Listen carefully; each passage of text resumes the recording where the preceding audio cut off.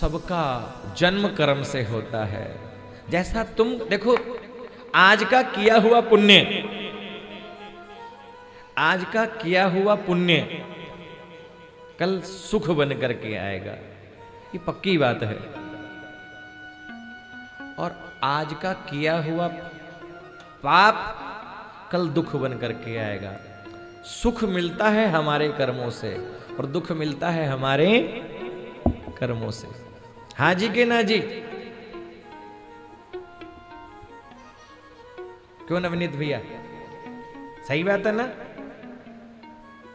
व्यक्ति को कर्म से फल मिलता है। पहले अच्छा किया था तो वो सुख बन करके मिल रहा है, वो पहले गलत किया तो वो अब दुख बन करके मिल रहा है। देखो, पहले के कर्म पे हमारा वश नहीं है, हो गया जो हो गया।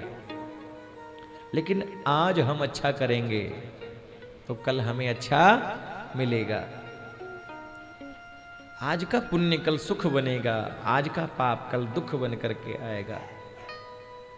ब्रह्मा जी को भगवान ने कहा है सृष्टि का निर्माण करो।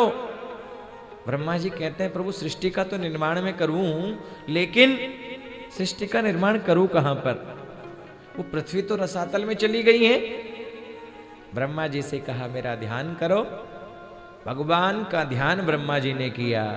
कहते हैं भगवान के, ब्रह्मा जी के नाक से एक वराह प्रकट हो गया है। बोल वराह भगवान की जय हो। वराह भगवान गए और जाकर के महाराज रसातल से गई पृथ्वी को लेकर के आने लगे। रास्ते में हिरण्याक्ष मिल गया। किसी ने पूछा महाराज जी हिरण्याक्ष कौन है? तो लिखा कश्यप ऋषि की 13 पत्नियां हैं, जिनमें से 2 हैं बड़ी, जिनका नाम है अदिति और दिति। कश्यप ऋषि की 13 पत्नियां हैं, जिनमें 2 बड़ी हैं, एक अदिति और दूसरी दिति। अदिति के पुत्र हुए देवता और दिति के पुत्र हैं राक्षस।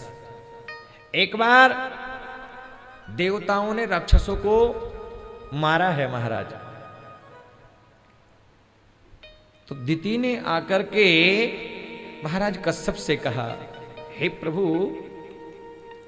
अदिति के पुत्रों ने मेरे पुत्रों को मार डाला है, आप मुझे ऐसे पुत्र प्रदान कीजिए जो देवताओं से लड़ सके। कश्यप जी कहते हैं देवी ये समय संतान धारण करने का नहीं है, सूर्यास्त का संध्या का समय था वो। कश्यप जी कहते हैं देवी इस समय संतान धारण करने का नहीं है, क्योंकि कहते हैं संध्या के समय 4 कार्य नहीं होने चाहिए। सो रहे हो तो सोना नहीं चाहिए। हम बोलते हैं ना कई बार कोई सोया रहता है, बीमार व्यक्ति को भी एक बार सूर्य अस्त के समय खड़े हो जाना चाहिए, सोना नहीं चाहिए।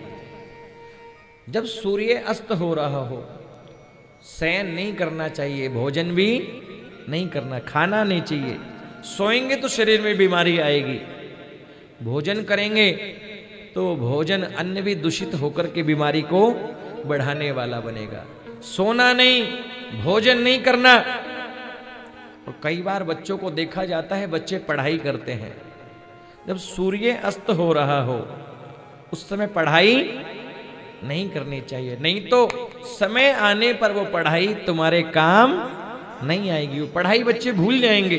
कई बार आपने देखा होगा महाराज जी, सब प्रश्न उत्तर याद करके गया था बेटा, लेकिन जब एग्जाम आया तो सब भूल गया, कर ही नहीं पाया।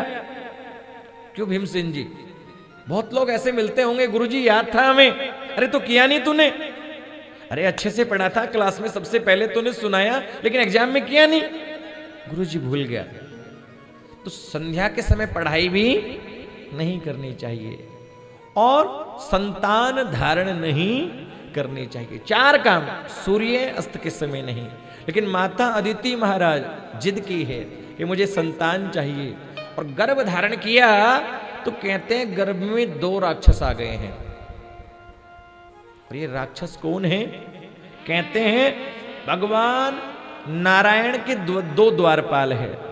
भगवान नारायण के 2 द्वारपाल, जिनका नाम है जय और विजय।